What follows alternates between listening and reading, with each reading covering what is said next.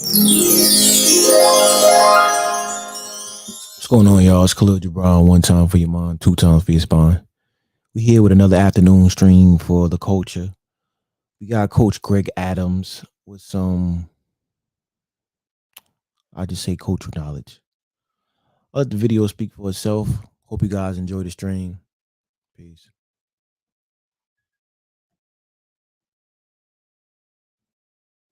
Shout out to the sister, a good looking sister there. All right. She has a video here that came out. Struggling men are the prize. I don't know her name, but let me see if it pops up here. I'm not trying to give her business, but I know you simps are going to run over there. All right. Simps are going to run over there. I'll run over there. I'll support her. All right. Let's continue. Hi, guys. 9 times out of 10, the things that are often overlooked are exactly where your attention should be. We're in a social media world, a world where everything is visual. But the funny thing is, a lot of women are still so blind.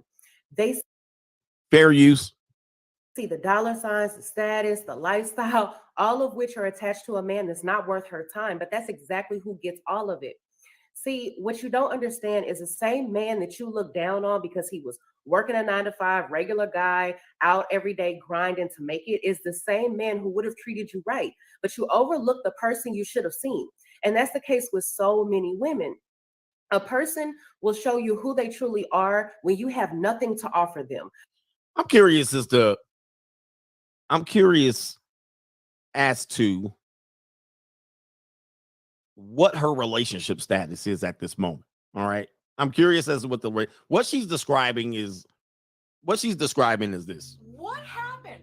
Where did all that All right, so go? this is in a nutshell what's happening here. So she's saying you guys chase after the unicorn guy and then you miss out on it. And there's a guy that you can build with. There's a guy that you can come up with and you disregard him. Then later on you What say, happened? Where did all right, let's that continue go? here. When you have little to no benefit to offer is when you will see what a person is truly about and where your relationship stands. A lot of women neglect the beauty of dating a struggling man, but that's where the foundation of trust is built. She makes a good point. I'm not here to criticize her. She makes a good point on that one. The reason why relationships are in a crapper right now, which everybody would admit, is because women are doing hypergamy or hypergamy on steroids. They're looking for the guy that is somewhat complete and less on potential. But this is based on the economics of the situation. Also, this has to do with feminism, in which that women believe that they have options. They go out there and they try to do it in their 20s and 30s, early 30s, and then they flop. They select the poorest selection of men or the men that have the greatest range of selection of women and then get done dirty. And then they come back out here, then they lower their standards per se and try to find a guy to build with or merge with in a power couple. And this has been disastrous to the dating marketplace. This has been a disaster. And we are off the loop of what a real relationship is. Most relationships, if not all, let's go back. All relationships are transactional, meaning she has to bring, he has to have, or he has to be willing to have. Once we get to this point where women are targeting the higher value men, you're in a super transactional relationship. And there's no way it could be about romance or do you like the person for who they are and that stuff. So she's right there. Let's see what else she's got. The loyalty, the commitment, because he's not trying to win you over with any money because he doesn't have it. He's going to win you over with effort, consistency, and that comes with respect. See, you only value and respect something that you had to work hard to get. He understands the sweat, the long days, the living paycheck to paycheck, the goal setting, working overtime just to take you somewhere nice, etc. Yeah. I try to take this. Yeah, she's saying the right things. Yeah. I mean, she's speaking from the male perspective, but it's a hope strategist perspective. I'd be curious as to if she's practicing what she's preaching or if this is some sort of therapy or outlet, if she's mimicking some talking points and so forth and so on. Let's continue. That's where 90% of the time the guy with wealth falls short. He has no respect for you. He didn't put in any effort with you. He didn't have to work to build a foundation with you. He simply bought you. To him, you're just another prize on the shelf, something to pull out when he wants to play with it and throw back when he's done. That's okay. So, I mean, this is happening on a greater scale and even in a minor scale, especially in the darker complected communities, because of poverty and poor economics and lack of class. So she's saying eventually, I mean, the guys that are winning out here are the guys that have wealth and can dispose of the woman. She thinks she's winning, but for over a longer period of time, she realized she's losing and she'll trade it in too late. All right, what else she's got to say here? What most wealthy men do. They buy things because they can, not because they need it. Hell, sometimes not even because they want it, just because they can. They're more intrigued with the fact that they can buy you instead of actually being intrigued with you. Okay, I mean, listen, she hasn't said anything wrong yet. But most of this is the basic bare bones of MGTOW. Okay, so this is the basic big bones of MGTOW, that MGTOW has somewhat transcended into mainstream culture and nobody realizes it. So what they called of the MGTOW guys in the past, we now are practicing it now, or it's mainstream information. All right, go ahead. To him, you come at a monetary cost, and he can buy 1,000 more of you because you come a dime a dozen. You're nothing special. All right. I mean, I think what's our guy's name? Myron Gaines said women are nothing special, and he got busted for it and deleted on TikTok.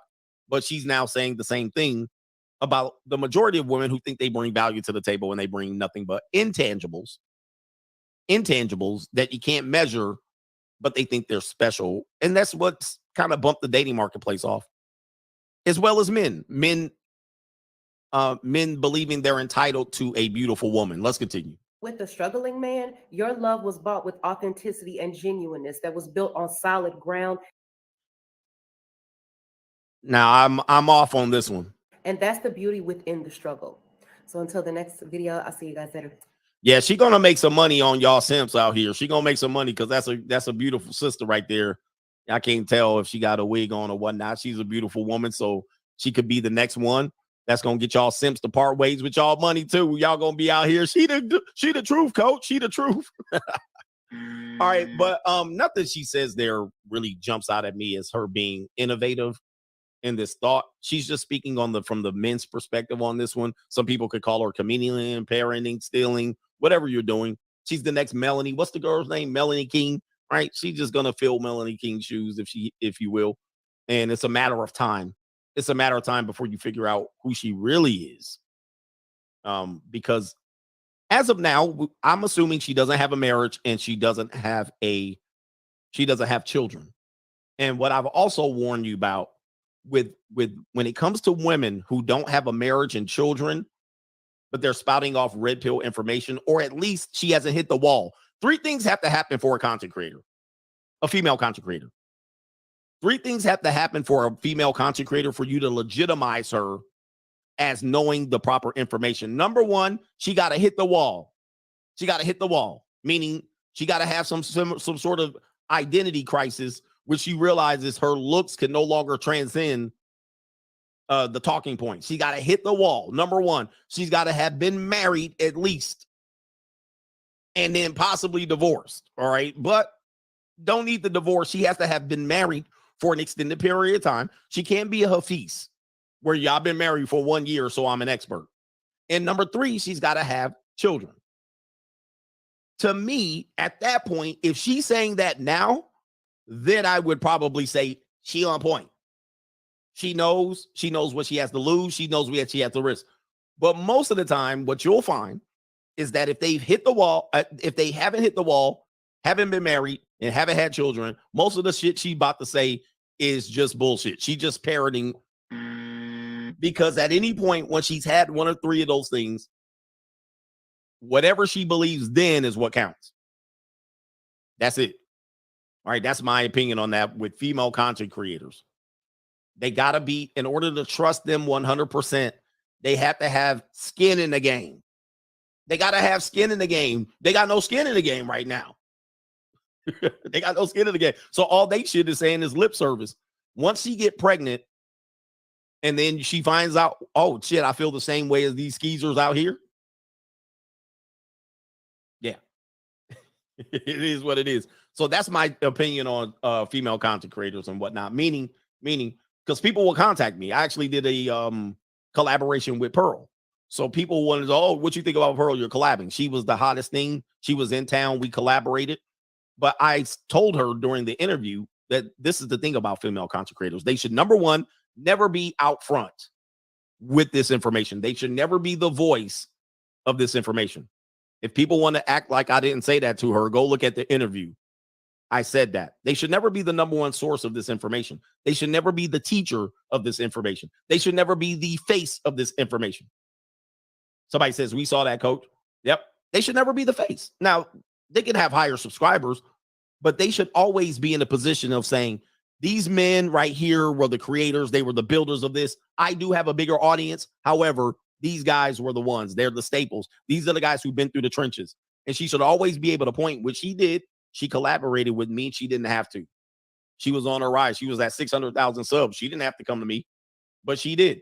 So that is a case of her saying, hey, we're putting a highlight on these guys because these guys are the teachers. These guys are the masters. Now, if a person's not doing that, they started rising up and they never give credit to the men that did that. Yeah, I'm not going to trust them. I'm not going to trust them. So anyway, they should come back to the leaders of this. And you know who the leaders is.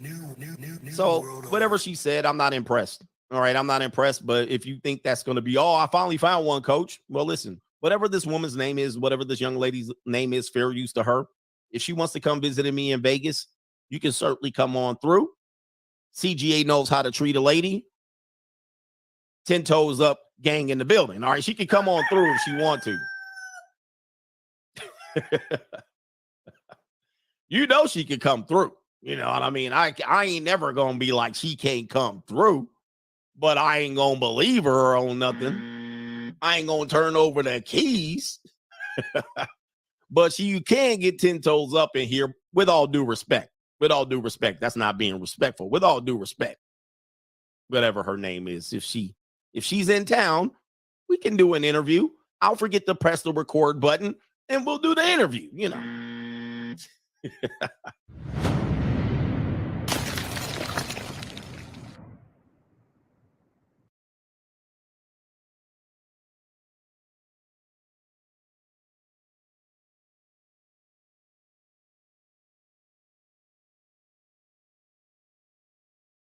And ruining your relationships with your children, like in Kanye's West situation. And they're also benefiting from getting matching funds from the federal government through Title 4D execution. See, you guys don't know about this. Where's the feast on this? And by the way, Rob Lebowski says, F these lawyers, do it yourself. And I'm going to tell you, do not use, if you want to fight these things in these family courts, do not use lawyers. Lawyers are all a part of the same bar association. They all rub elbows together. They all live in the same private communities together. They belong to the same country clubs, and they all know the judges because the judges were former family law attorneys. So if you do want to fight, don't use the lawyers. Do not use lawyers. Those lawyers are all blood-sucking scum, in my opinion, except for the brothers that is the lead attorney and our brother that is Jonathan C. Noble. All of them are leeches and parasites in my mind. Anyway, ask me how I really feel. All right, shout out to Henry Resilient. He says it's written at the bottom of the temporary alimony child support order that if you do not pay, I go to jail for 30 days on the first offense. Kim wants him on child support. It's a system of control. It gives the woman too much power, meaning that if she is in an emotional hissy fit, hysterical, or on her cycle, and she somehow finds that she feels like she's being treated unfairly, and you somehow get behind on your child support, she can leverage a penalty against you, which is based on vindictiveness and not fairness. She seeks to destroy your relationships with their children. Okay, this is how you get penalized. We're going to break all of this down to you. But you guys don't seem to get it. You guys don't seem to get it. This is not a game. Lord Flash says he's no longer a billionaire. And if anybody who seeks to believe that he's a billionaire at this point, you're foolish. Mimi says, as an attorney, I'm offended, coach. Well, listen, they don't call you liars for nothing. I mean, lawyers for nothing. But congratulations on finishing law school and passing the bar. but you're professional liars, that is just the truth and you know it. And you got to pay off your law school debt. So anyway,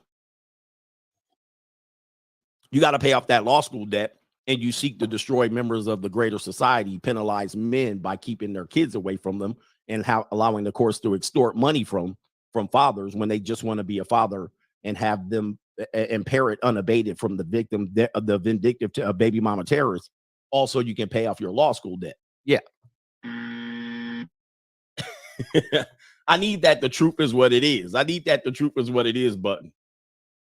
But everybody knows the game. See, you got to know the game. I know the game because I'm a hustler by nature. I know what family law attorneys are doing. And I know the ultimate way to, I know the ultimate card to use against them to get them scrambling. If you want to know, come see CGA. I let this out, but I'm tired of letting these family court secrets out for you guys because it's too late for you guys. But I know how to play them like a fool. I know the ultimate card. I've been in the courts for way too long. I basically got a law school honorary doctorate. I'm an honorary JD. And you get to the point where you're not even scared of these cowards because they operate in fear by playing and putting on robes and suits and playing court and penalizing men like Kanye West by holding his children against him, putting them with the least fit parent, a goddamn stripper.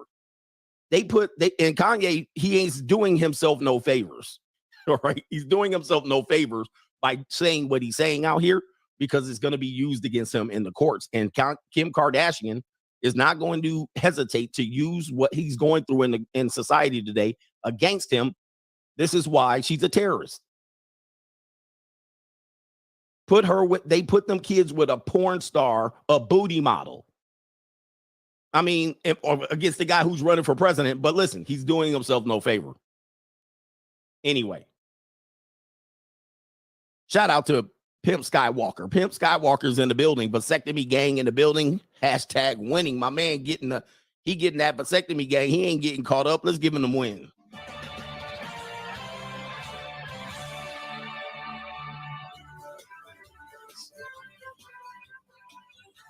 Yeah, these are the modern day witches of the world, but that's neither here nor there. You guys are not willing to call out in what you see in real time. You guys live in the past. You guys are real great at going through history books and telling us what was what and what was when. Oh, and back in 1865 and back in 1776 and back in 400 AD and when the Moors took over Europe in the Dark Ages. Y'all real good at calling that shit out, and you got 20/20 vision. But when it comes to 20/20 vision in today's world, you guys are flat out cowards. All of you. You guys got no smoke for what's going on today, and you let the same things go on today that went on yesterday. And acting like it ain't happened, you simply are slaves. That's what it is. Fight forward, not backwards. Backwards in time ain't gonna help a damn thing. Having all that backwards knowledge about what happened in 1926 and 1855 and 1776 ain't gonna help you today. Anyway, shout out to Derek Joyce. Says, Coach, I respect any man who can heal from a heart he didn't break and raise a child he didn't make. Let me get that sound clip out real quick. And shout out to all the stepdaddies out here. I respect any man who can heal a heart he didn't break and raise a child he didn't make. Indeed. All right. Shout out to you. Thank you for that clip. LeWar Moore. A little off topic, Coach, but Coach, you are so right about this. He says women don't manage money. They create and pay bills. Coach Gang for life. That's what they do. And I'm going to show you proof of this in a little bit because this young woman right here, I was watching the great Anthony O'Neill, great financial guy, a little bit of a blue pill guy, but it's okay. I love the brother. All right. I love my brother. All right. And pause. This woman right here was just on this morning talking about she got $211,000 in debt, including student loan debt, tax debt, credit card debt, and so forth and so on. And she's in her 40s. She's a big, large sister, chocolatey sister, and y'all brothers would basically throw your salami on the table for this bad deal. She's a mismanager of money. And for the life of me, I don't know why the courts keep putting these people over the money for the children and themselves when they completely mismanage and fumble it. But I can understand because the courts are of the devil. All right. And they don't seek any justice. They seek, if you've seen the movie Devil's Advocate, these people are not of the truth. They're not behind justice. They're behind corruption and extortion in the spirit of the devil. And then what they do is they put the children and the money in the mother's hands, and she ultimately is going to fumble both. All right. Both. And they know that. And then this way they create a lifelong customer. It creates a lifelong customer for the justice system. So they're in business, gentlemen. They're not in the business of justice. They're in the business of creating clients and customers. That's what they're in there doing. All right. But anyway, and they got them for lifelong, because sure enough, your kid is going to be in therapy. Your kid is going to be in juvenile court. Your kid is going to be potentially a drug addict, high school dropout, gang banger. Potentially they're going to be just a slave. All right. An indentured servant. They're going to run out here with no leadership, no instruction. It's headed for self-destruction. They possibly might be a victim of the jurisdiction, not the jurisdiction court, the criminal court, if not the civil court, because they walk in the spirit of ignorance. And they got lifelong customers at that point by putting the money in the hands of the baby mama terrorists and the custody in the hands of the same person. How can you have that? That seems like an oxymoron. That seems like a what do you call it? Yeah, they're going to be just another statistics. That seems like a conflict of interest to me. All right. But it's in the interest of the courts to continue to do that. And not only that, they get federal kickback money, and all these judges get to laugh at you clowns for participating in this. It's absolutely hysterical. But I'm calling it out for what it is. Y'all not ready for this truth, are you? I'm hitting y'all today because, look, I want you guys to wake up to the realities of this. We're using Kanye West and Kim Kardashian because you recognize them as celebrities, and you can see this in real time. Some dude says it's only $2 million a year. He can afford it. And that type of mindset we cannot afford. Not only that, we're telling you this as a lifelong man. This is the stuff you want to avoid, because we use the celebrity because we can see it. But what you don't see is the men getting used and abused by these courts who have no recourse to defend themselves, no knowledge and understanding to defend themselves, and they continue to be victimized in ignorance, hoping that they can have a legacy to build. There's no more legacies, guys. Like the odds are stacked against you, even if you maintain a marriage. The odds are stacked against you steeply if you do it. The statistics are stacked against you. Not only that, you have people who are incentivized and trained, like the lawyer Mimi in here and the rest of the law people. They're incentivized to go after you and put you under such constraints in your relationships that ultimately you're going to succumb and be a statistic to this. One lawyer once said in the documentary that we tell you all to watch, one lawyer once said these famous words: I don't look at weddings as parties. I look at them as inventory. Are you listening to me? Do celebrate weddings. Lawyers celebrate them as potential inventory. And not only that, they open up the gateway to as many people as possible to get married, whether they lick 'em low lovers, whether they Johnson lovers, they can get married too. And ultimately, these family court judges and attorneys who probably lobby to legalize these marriages can then get additional inventory, you goofballs. Okay. Somebody said, so how much is fair then? How much is fair then? Somebody, I don't know who this is, but somebody says, how much would be fair? Under the rules of equality, there should be no financial penalty. There should be no sense where the custody is somehow leveraged against you in the state of California, one of the most unfair places in the equal system. If we're pursuing true equality, how does one parent get penalized and the other one doesn't? Not only that, how does one parent who has a significant means of income, which is allegedly a billionaire, how in the world does she have a job and she gets equal custody, and there's equal custody or alleged equal access amongst both, but there's a penalty to be paid? This is absolutely insanity. I need to pay a penalty in order to see my kids. And not only that, what you guys don't know is that you still have to pay the penalty even if they don't give you equal access to the kids. And should she not give you equal access to the kids, the court would never punish her, never throw her in jail for contempt of court. And these coward judges will never remove the mother from custody. But what they will do is penalize you, use your kids against you, throw you in jail without hesitation. Is that fair, sir? Is that fair? See, that's what I'm talking about. If I'm facing penalty, if I'm paying under the gunpoint, if I'm paying under duress, if I'm paying under the penalty that I don't see my children, and the other person has the ultimate control to punish me, and the other person themselves can and will exercise that use based on their vindictiveness nature, not on some. What can Kim Kardashian not afford to pay for these kids right now? What could Kim? She's allegedly a billionaire. Does she need the extra money to be able to do that? That's number one. Number two, why does it take $200,000 to raise kids in America? This is a joke. It's a joke. Okay. And the people, yeah, you should pick better. I see one in there. You should pick better. What we tell you guys is don't pick at all. And that's your ultimate decision making. You can pick and you can hope, but you can't protect. You see? We're like Kim Kardashian, so allegedly, oh, I'm about equality. I'm about what? Wow, I'm about empowerment. But she gonna pick Kanye's pockets for $200,000 a month? What type of equality? What type of message does that send? Where women are saying we live in an equality system, but we're gonna pick pockets? I allegedly can't support these kids without the help of this man, but I have to he has to pay me when I'm babysitting the kids. Yeah, where did that go? Where did I don't need no man go? See, this is all the conflicts of interest of these discussions that we're having. It's actually comical at this point. It's actually comical. Yeah, this is a revenge. Okay. Shout out to Rolo's Pantene Hair Read. Kim K is accusing Kanye of showing explicit pictures of her.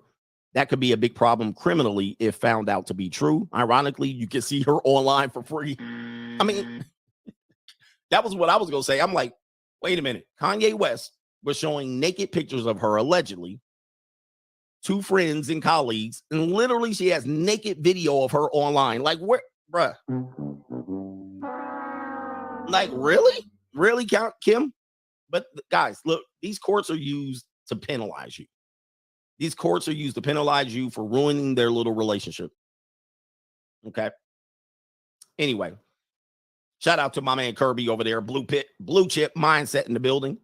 All right, DGC more blessings, CGA. We back in the building. Thank you for being here again and again. Jones G, knowledge every man needs in the war for our souls. All right. Yep. Everett says best damn show on YouTube. Free Agent for life. Okay, and I want you to realize, look, we do take accountability for our decisions. We take accountability for our ignorance. We take accountability for our hopes. But when people continue to just turn this back around and blame you for doing something that you thought you were doing the right thing, and then they turn around, well, you should have picked better up. You shouldn't have got it. You shouldn't have done it. You shouldn't have got married.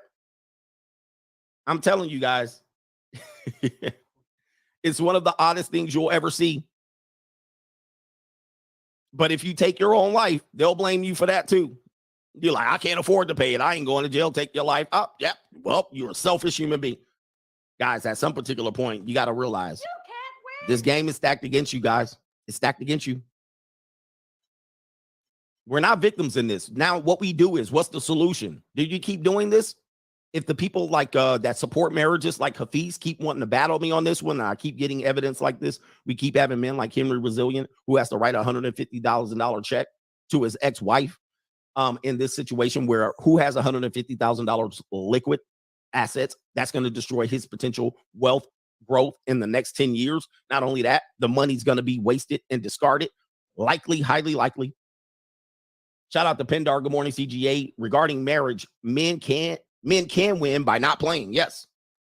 That's the only way you win in this system. And guys, if you want to do fraudulent marriages, if you want to do legal marriage or marriages off the record, go ahead. Go ahead. If you want to try to manipulate the system, I'll just get married, but not with the state.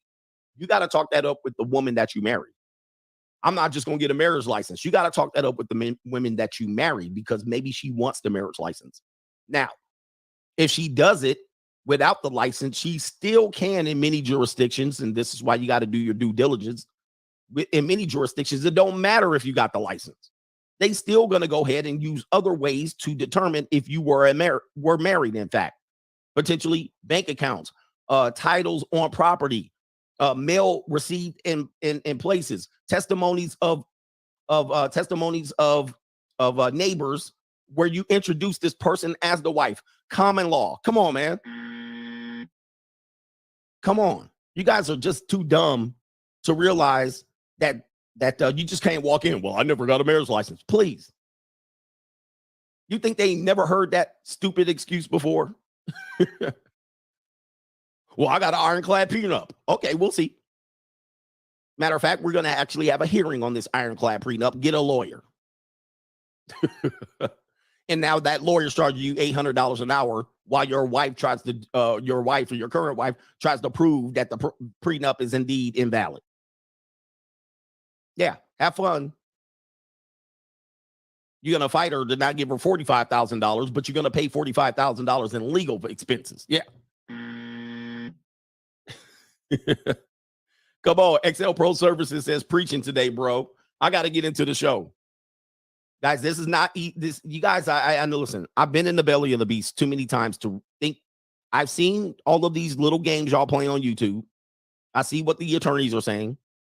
I see these things that you think, oh, I'm going to just do this. I'm going to just do that. I see dudes go in there and they walk in there and they think they're going to do it because they've been listening to a YouTube lawyer. And I'm not talking about the lawyers that are real lawyers. I'm talking about these lawyers that claim they know the law. And then I'm like, oh, I'm going to just say this and do that and hit them with this and hit them with that. Guys, that's not how you fight the legal system. The number one way to fight the legal system is not to become a part of the legal system. That's number one. Number two, if in fact you do become part of the legal system, you don't fight them by walking in the courtroom and telling them what it is. You fight them with paperwork. Your paperwork got to be tight, and you got to have your due diligence, and you got to know the law, and you got to know how to hang them. You got to know what a hearing is versus a trial. You got to know what evidence is. You got to know how to submit the evidence, ask for the evidence, level subpoenas, so forth and so on. That's how you fight. Most of you guys don't have the wherewithal to do that. So you guys go around the beat around the bush and, oh, I'm going to say this when I walk in there. You ain't going to do shit. I'm just letting you know. That ain't going to work. It ain't going to work. You think it's going to work. That's why they have the lead attorney out here. Lead attorney will run your ass over with that bullshit. He'll hit you with 2 objections. And if you don't tell his, not lead attorney, if you don't tell that coward attorney to shut the hell up and stop interrupting you, you about to get ran over. If you don't cuff your balls and hold masculine frame, that's what it is. And if you don't know the ultimate trick at the end of it, you just go ahead and go through the system, and then you throw the ace card out there or the wild card joker, and then you bankrupt all their asses. I'm telling you, man, you guys, man, I hear some of this stuff and I'm like, what are y'all talking about? You gonna do this and go do that when you walk up in there. You ain't put it on paperwork. It don't mean nothing. You're going to get punched in the gut one time and you're going to shut the hell up. That's what you're going to do. And the bailiff going to drag your ass out. Let's get to this right here. For we all have sinned. For we all have sinned. Let's take a comical approach to marriage as well. Listen, this is the blue chip mindset. We're still on blue chip. Trust me, we're going to make it all connect. But I got to talk about some of these stories here. Here it is. This is a common brother holding a common L. This brother right here thought he had a good one. He thought he had an ugly fat chick, and he was like, I'm going to be insulated and protected against thottery because I got a fat, ugly chick. Well, listen, the streets be calling all of them. In these streets. The streets call for all. All right. There's dudes out there that will pipe your girl down. Don't matter if she ugly or not. Let's go ahead and play it. This brother here. This sounds like these brothers that try to come against me. And then let's see how it ended up. Wife right here. I love her. Don't get mad at me. I got somebody in my bed. It's my wife. Don't get mad at me because you sleeping by yourself. Don't get mad at me because nobody calling you. You ain't getting no texts. All you got is a bunch of calls you sent out. Ain't nobody calling you. So don't get mad at me over here. I'm happy over here. Don't worry about what you say. Because no matter what you say, we still got love. We love each other. We're going to love each other regardless. 10 years strong. 3 kids.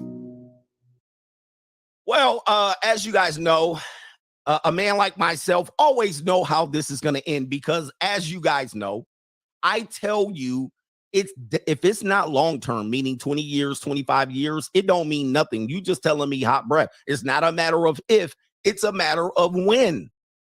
You can put 20 years in a great relationship and it ends. I know this. This is why I don't try to fight guys that try to prove me wrong with a short-term relationship.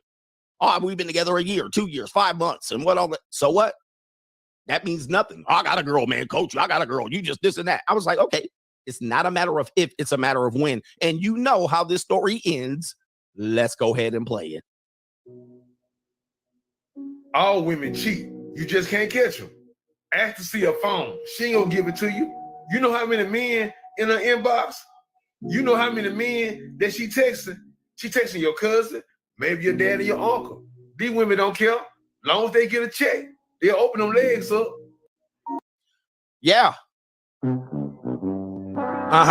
Yeah. Boy, plot twist. What happened, sir? What happened to all that? I got a woman in bed. I got a woman that won't cheat. I got love.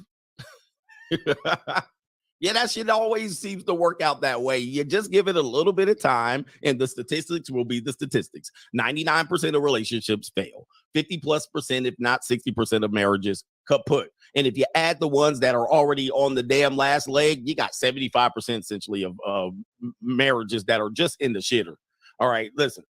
This is just, it's just what it is. You know what I mean? We all have been here. We all have heard the dudes running here. I get the hoes, coach. You just mad. Listen, I got the hoes too. All right. I got them and I get them continuously. I got women in my bed. Oh, you ain't got them in my bed. I got love. I found love. Okay, you found it. Someday you'll lose it. Statistically, you will. But it's okay. You better be prepared for it, because if you're not prepared to lose that love, you're a fool. Let's go ahead and listen to this brother again right here. This my wife right here. I love her. Don't get mad at me. I got somebody in my bed. It's my wife. Don't get mad at me because you sleeping by yourself. Don't get mad at me because nobody calling you. You ain't getting no texts. All you got is a bunch of calls you sent out. Ain't nobody calling you. So don't get mad at me over here. I'm happy over here. Don't worry about what you say. Because no matter what you say, we still got love. We love each other. We're going to love each other regardless. 10 years strong. 3 kids. In these streets. All women cheat. You just can't catch them. Ask to see her phone. She ain't going to give it to you. You know how many men in her inbox? You know how many men that she texting? She texting your cousin, maybe your dad or your uncle. These women don't care. As long as they get a check, they'll open them legs up. The streets be calling. I don't care if you had 10 years and 3 kids. Don't matter, sir. Time, it's not a matter of if, it's a matter of when, for we all have simped and fallen short of the glory of the free agent lifestyle. And you will learn. You will definitely learn. My man got caught. He tried to insulate himself. He was like, I'm going to go with a Mastodon. All right. Oh, no. Guys, dude, in this day and age, it don't matter if they ugly, short, cockeyed, knock-kneed, buck-tooth, gap-tooth, black, brown, Puerto Rican, or Haitian. It don't matter what they are. They got dues. They got options. We talked about this yesterday. By the way, yesterday's stream had a issue with the copyright. Remember, we had it during the show, so it won't be up until that issue has been resolved. All right, let's go to the next story right here. Life imitates art, or art imitates life. We do sometimes get married couples that do post what it's like to be really married, and we warn you of this. Is, guys, if you get married for sex, you're a fool. I know you get married and you think you're gonna have your wife forever sexing her down. You're not. You think she's always gonna be anticipating you being there and ready and having lingerie and making sexy time with you. It's not gonna happen. And for the ladies that are watching me, listen, I understand it's an impossible mission.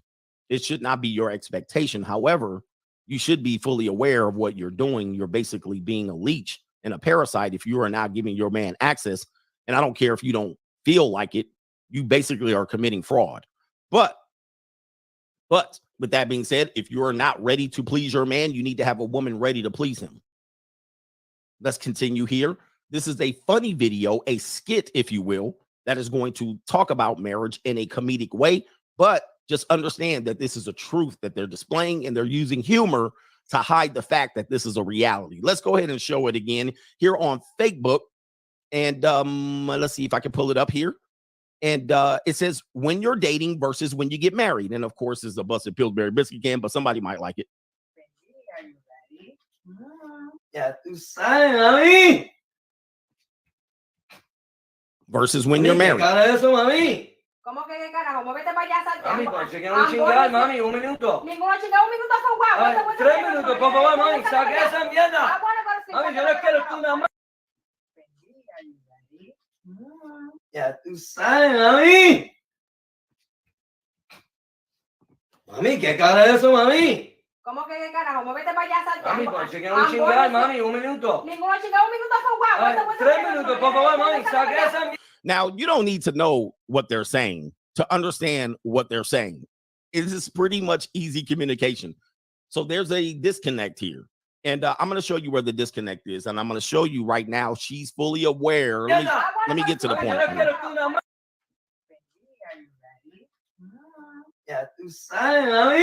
Now, women are going to say he's not prepared. Look at him in his boxer shorts and them black socks, which would be fair argument. But look right here, right there, guys. You see this right here? You see this look? I want you to see this look where she came out the bathroom. She's fully aware that she knows her husband is going to be disappointed.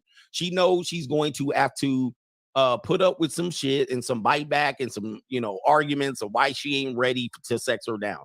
Anytime you see your woman in these pajamas, she's telling you non-verbally, you ain't getting nothing. And many times, if she's just simply not in the mood, she will do this on purpose.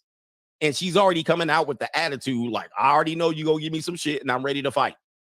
I'm already ready to fight. So you see this, guys. We used to call this Target pants. All right. You put on your Target pajamas. This is basically communicative languages. You ain't getting no peace leave tonight. If she comes with booty shorts and naked, now it's on like Donkey Kong. But she's basically shielding herself from a sexual attempt by putting these dots all over her face. And this is simply what happens when you cohabitate. But let's just say this. People are unaware that this is a natural thing. And you will see this. Look, even women will say, yep, after marriage, it's over. This is a woman. Now, you guys will say, nah, that's not true. And some person will say, nah, I still sex down my wife after 14 years. That is the rarity. It is essentially over after 2 years of marriage. And that's just what it is. All right, you're going to see a steep decline in the intimacy category.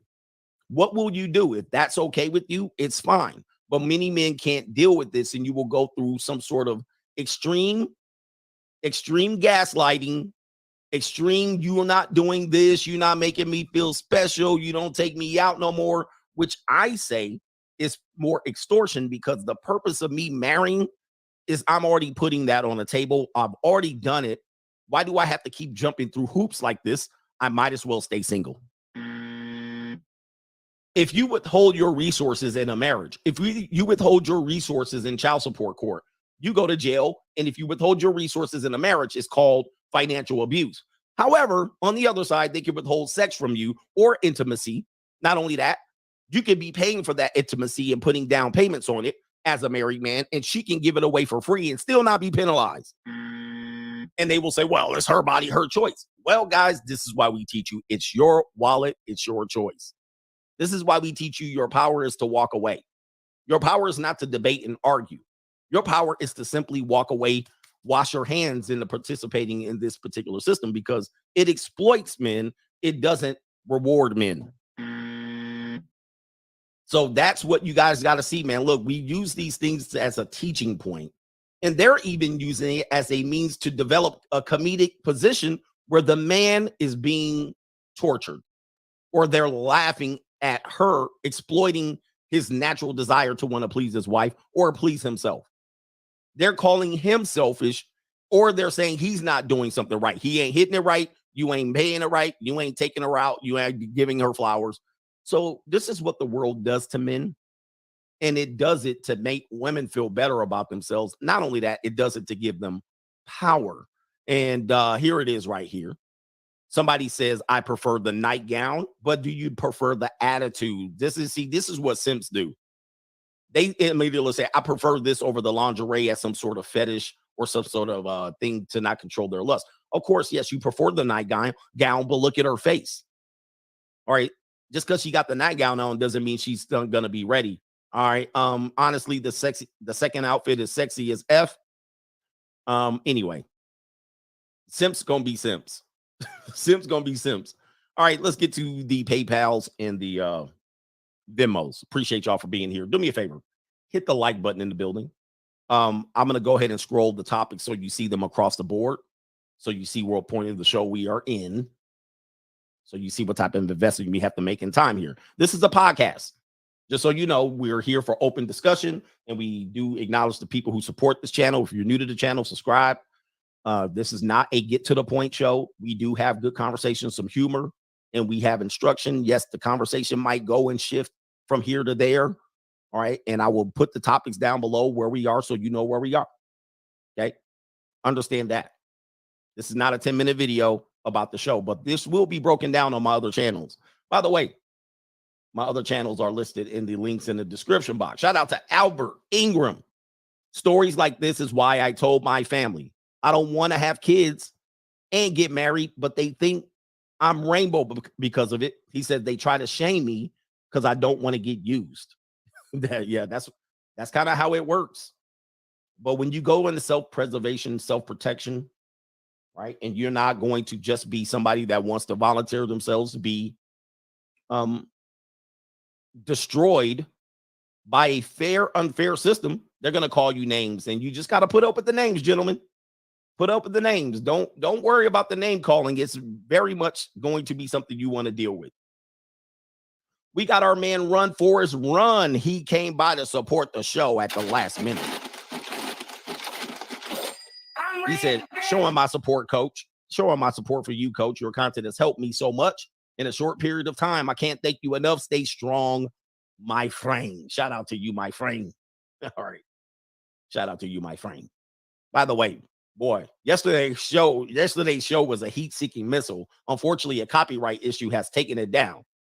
All right, Sizzo is in the building. He says they always hate your freedom. Yes, indeed. But they're jealous of it. Shout out to Sizzo. Yo, coach, I'm scrolling through Facebook, and I see a handful of recent proposals right after the holiday. He says these Mitch ninjas don't even know what's coming for them in 2023. Best of luck, I guess. Yes, man, look, sometimes you got to do what you got to do, man. You know, sit back. 2023 is going to be a hell of a year financially, economically for many people. And I don't think it's proper time to take on dead weight. But, you know, they're in love. By the way, choosing people based on love, I think, is a dumb decision. It should be based on business. All right. All the time. Because when you get divorced, when it breaks up, it's going to be based on business. All right, Spike Spiegel, what's up, coach? I recently started buying a little silver as opposed to only firearms and ammo. He says, you're not spending your money, you're converting it. Absolutely. He says, use the APMEX app. Time to get my bag and run. Gotta get my bag and run. We'll get into the financials today. The show today is kind of, you know, not that financially oriented, except for how you get penalized against how your finances get penalized. Because, you know, honestly, men, when they get married, they want to do the right thing. They think they want to do the right thing, right? I'm doing the right thing. I'm making her an honest woman. I want to provide for this woman in some sort, whether it's 50% provision or 100%. I want to create something. I want to create life, right? Many men aren't getting into marriage for selfish reasons. Like, they're not getting into it. I want to control a woman. I want to have a woman to beat on and sex up. Like, most men aren't doing that. Not saying men are entering relationships for perfect reasons, but this is normally what they're entering to. And people use that against you. The courts simply use that against you. Attorneys use that against you. Women use that against you. How do women use that against you? Well, listen, 70 to 80% of them file first. They bomb first. They're the ones that tear the relationship up first. And I think it's their expectations of what they are going to get in a marriage And because they live in they have a utopian mindset. I always warned you, we're going to get to that when we get to the victim mindset as a means to try to shake the victim mindset off of you. They live in a utopian world, meaning if they make a decision, there's going to be a perfect result. Most men don't do that. We make decision and we measure it between consequences and repercussions and accountability. We're like, all right, every decision we make should be calculated. It shouldn't be based on hope. And I tell black men, this is what you need to do.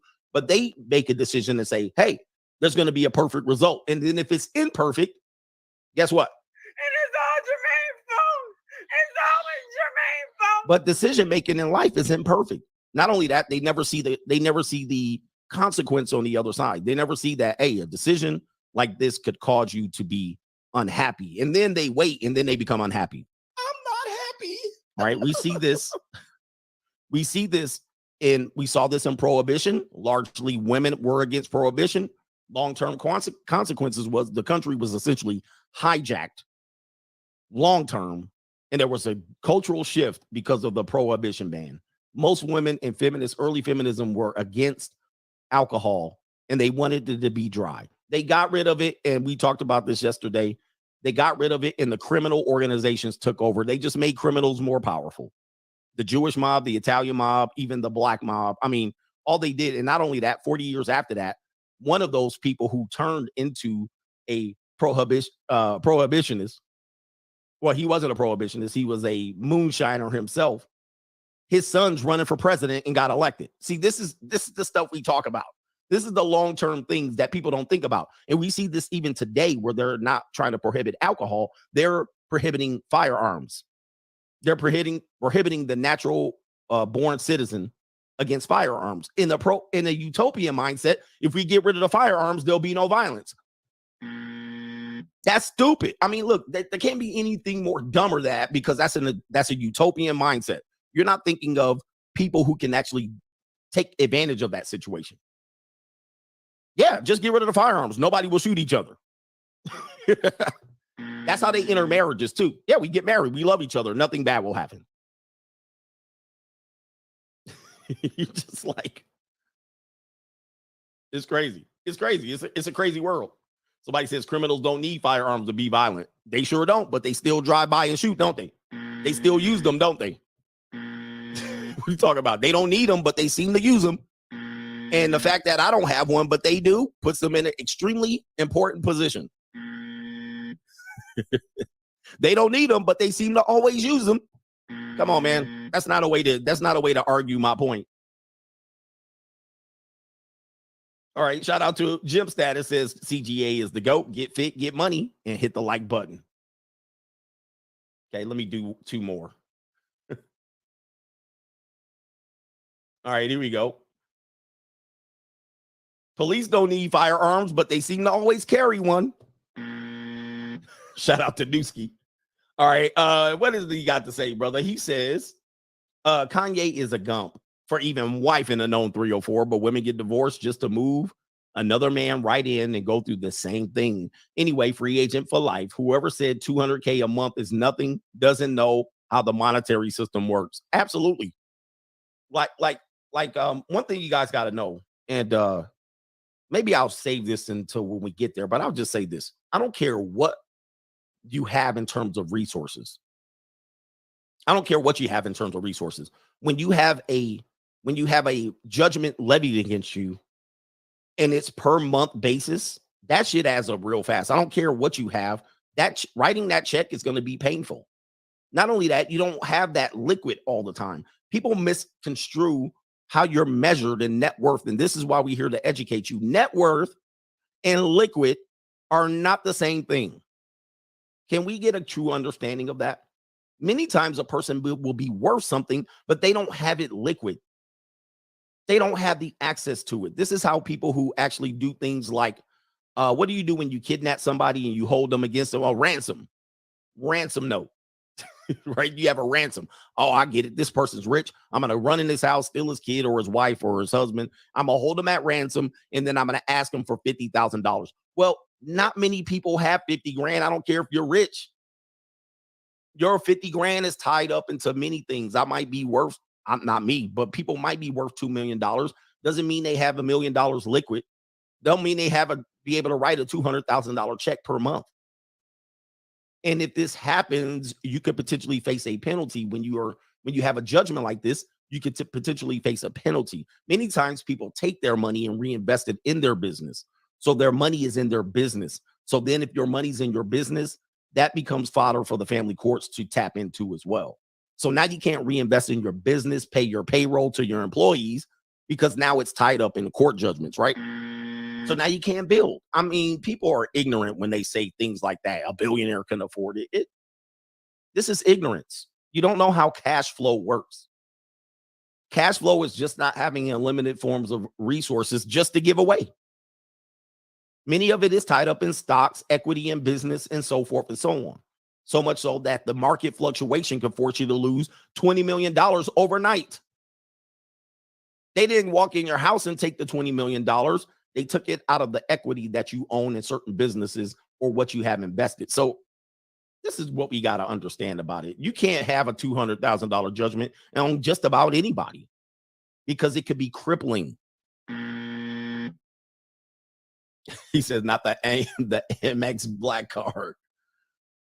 And so if I have to, even if I had it liquid, but I'm normally going to invest it in my business, that still can be crippling to me. It can still be like, what? I can't now I can't reinvest and grow my business. But what they'll say is, you got to take care of your kids. Okay, if you want me to take care of my kids, give the kids to me.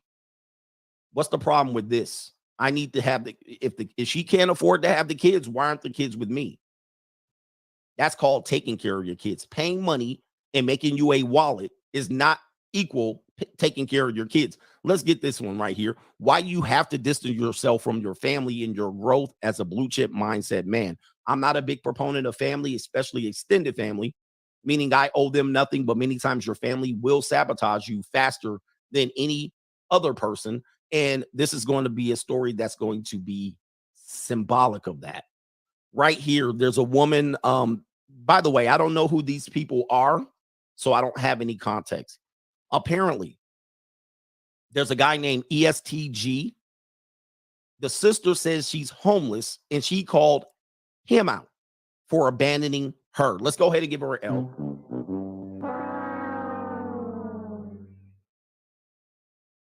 I don't know who this person is, but apparently they're famous enough and famous enough to be up here on No Jumper. We're going to hear her testimony here. We're going to give her a chance to prove herself. Let's go ahead and your female relatives are just as vindictive and spiteful and jealous as the women you date and marry. All right, just know this. Even your mother could be in this boat and then be assumed. We actually know a mother of an NFL player to have sued the NFL player for millions of dollars because she birthed him and created an opportunity for him to go to the NFL. Let's continue. I have 5 kids. I don't have any support.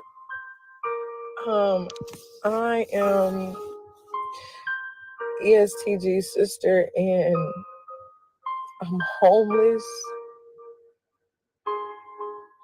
I have 5 kids. I don't have any support. I am ESTG's sister and okay, this seems to be a repeat. Let me go on to the next. Oh, okay, that's the only clip here. Let me go on here.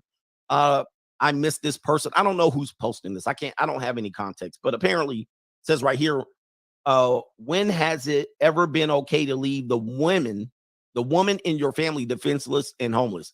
Always. It's always been okay. Especially when you toxic as hell, especially when you don't listen to advice, especially when I put you up on game and you don't take the opportunity and you become lazy, especially when you're not a happy person, especially when you got 5 kids, probably under the age of 30, by probably multiple different men, and you didn't listen to the game that I was giving you. All right, I tried to probably give you a job. I gave you opportunities and you passed it up to be out here in these streets fornicating. And guess what? I got nothing for you, ma'am.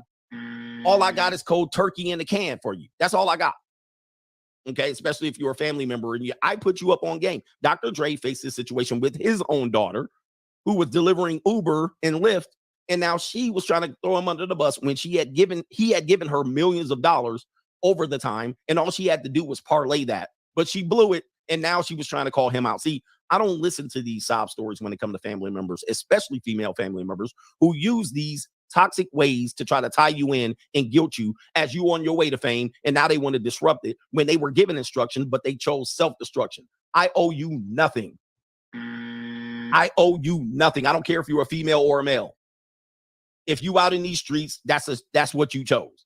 In these streets? Yeah, that's, you know, the only thing you get is leftover barbecue. There's barbecue in there. That's all you get. You got to be cold, just like the middle of the winter in this bet. He says right here, when did street ninjas put they ninjas before they family? I put my business before my family. And if you want to be a part as a family member or part of my business, I got a job for you. But you're not gonna come in here, put your paw out, and then what? Act like I owe you something, and then not be a part of my business and put money back into my business. This is crazy. This is absolutely reprehensible behavior, and it's despicable. And she's using the court of public opinion as usual to try to persecute her successful family member. This is nothing but jealousy. This is nothing but jealousy. He owes her nothing. You owe them nothing. You chose the path of success. You sacrificed, you risked, you used your talent, you recognized your talent, and you parlayed that into money. And they sat up there on the couch eating barbecue. All right. Yes. You sat up on the, There's barbecue in there. You sat up on the couch eating barbecue. Yeah, you might have supported me and told a couple people about my record. But at the end of the day, are you part of the business? I need some employees. She said, listen, when you're that person, we talked about this in the Blue Chip Mindset stream, and I want you to remember, everybody can't win without you. That includes family members, friends, and whatever, okay? And when you choose to be the one to break the cycle of death and destruction in your family, and you choose that path, and everybody else sits and watches you, and family are big on this one. They'll not support you, or they'll claim they give you a little bit of support. They'll just sit and watch you and hope you fail. Hope you fall on your face, just like the slaves on the plantation will watch the free people try to jump over the fence.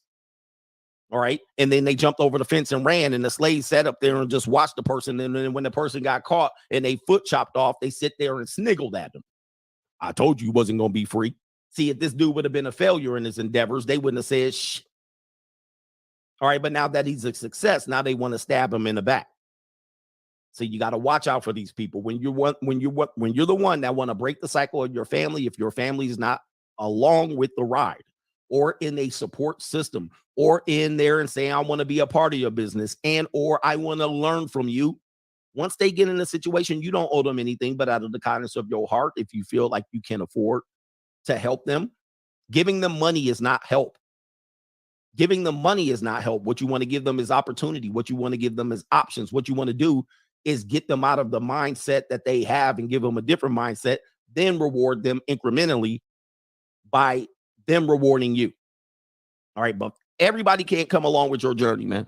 And never be, the money is going to hurt them because she's going to blow it. Everybody knows that. She's going to blow the money. And then she's going to be back out with her paw out with no work ethic. Don't reward people like this, and don't have a sense that you do need to reward them. But if they do, as a family member, want to come back in the spirit of humbleness and meekness, tell them to come back on their knees, and then you can give them attention. You can give them an opportunity. That's the best thing you can give a person, right? You can teach a man to fish and feed him for a day. I'm sorry, you can give a man to fish and feed him for the day. But if you teach a man to fish, they'll never go hungry. And the same thing with women. The women in your life bring confusion. So like Nina when New Jack, I'll cancel that bitch. Look at me. This is the life I chose. Nigga, to rob me some code that my heart done froze. I've been an empire on the low. My dogs don't know I'm the weather man. I take that coat. Yeah. I ran out of breath. It's hard to be a rapper. All right. Let's talk about this victim mindset in the building. There's no victims. There's only volunteers. In this society, we do have a lot of victims. All right. New world order. Okay. Somebody said I'm STG's ST. What's his name? All right. The victim mindset. I want you to listen to this. This is right here. People just want to be victims in this world, and we teach men to take the world in your hands. You are your own personal God. Don't wait for God to reward you. Become your God. And if you do believe in Sky Daddy, let the Sky Daddy reward you as such. But he gave you freedom of thought. He gave you freedom of choice. And you're an independent contractor in terms of that. You got to make your own path here on earth. The victim mindset will destroy you. People are looking for racism. They're looking for sexism and all of these things. I look for them, but I look to overcome them. There's no deficiency that you cannot overcome, but you got to be really, really deliberate on how you, and intentional, deliberate and intentional on how you overcome these things. If you have the past mindset and you're not using it to help your present and your future, you're just delaying growth. And we don't delay growth over here. Let me show you some examples here of a woman. This is going to be a woman. We're going to speak in this light first. This is the blonde, and they're going to talk about male privilege. All right. Despite the fact that suicides, work-related deaths, men lead in the doing the dirty and dangerous jobs. But this is a woman who's going to believe that it has been. Here we go, right here. Let's go ahead and I can do this right here. It has been a male-ran society. I mean, there's been so many instances. I mean, think about it. Like the whole stereotype of men go to war, women stay and kind of take care of the kids. In my opinion, that's patriarchy, because that's kind of giving the men like this like higher role and like higher position in society. Bruh, this one got to be a big L. This is a fat L right here. I'm gonna play it again. This woman's arguing for the fact that our society is a patriarchy by saying that men get to go to war and the women have to stay back. And the women have to stay back and seek shelter and children and raise children. And so it's a patriarchal society since men get to go out and fight. Men get to go out and work. Let's go ahead and play it again. It has been a male-ran society. I mean, there's been so many instances. I mean, think about it. Like the whole stereotype of men go to war, women stay and kind of take care of the kids. In my opinion, that's patriarchy, because that's kind of giving the men like this like higher role and like higher position in society. But I think you can't deny that throughout history, women have been oppressed. This like higher role and like higher position in society.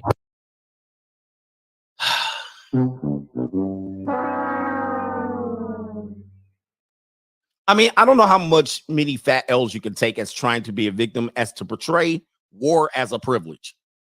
And listen, you want to go on the front line, I'm sure you can volunteer for yourself, and then you can certainly become a victim. When the death hits your ass, when death becomes you, it is what it is. You chose the front line. But I'm sure she doesn't want to go on the front line. I'm quite sure of it. But this is looking to be a victim. She could easily volunteer for these situations, but I don't think she'd want to do it. But this is how ridiculous our world is becoming. We're giving way too many people opportunities to sit around and become victims. Here's another situation right here. This is a young woman, Kelsey Plum. She plays for the Las Vegas Aces. And the WNBA has been going through this situation where they want to get paid fairly or equally. And she's going to say they misconstrued the fact that the equal payment argument is not that they want to get paid what the NBA players are getting. She's going to say this, and then we're going to try to see if she makes some damn sense. Paid what the men get paid. We're asking to get paid the same percentage of revenue shared. Okay. You know what I'm saying? Got it. So that's a huge misconception. That's a huge misconception. Got it. Okay. Sure. Yeah, because every video is like, oh, this person gets paid this person gets paid that, right? So I want to be really clear about that. Like, I don't think I should get paid the same as LeBron. Right. But the percentage of revenue, like, for example, they sell my jersey in Mandalay Bay, I don't get a dime. You don't get any money from jersey sales? That's great. In the NBA, they have percentages of revenue shared for the players, right? So jersey sales, obviously their TV contracts, you see these every year, these contracts get bigger and bigger and bigger, right? Yeah, massive. But that's because their CBA, it negotiates where if the owners are making certain types of money, they get that as well. Got it. In the WNBA, that's not the case. We are not asking to get paid what the men get paid.